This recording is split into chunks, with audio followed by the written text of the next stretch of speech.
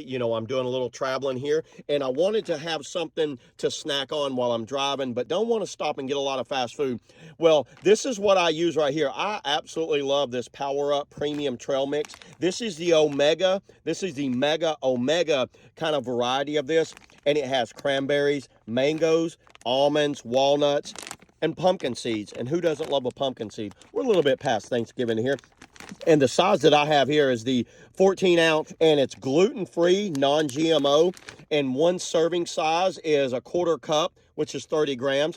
Total calories is 140 calories. Total fat is 8. And the biggest thing for me is it's low in sugar. So it's only got 5 grams of included sugar, but 12 grams of sugar that comes off, you know, the mangoes and things like that. And it's got 3 grams of protein.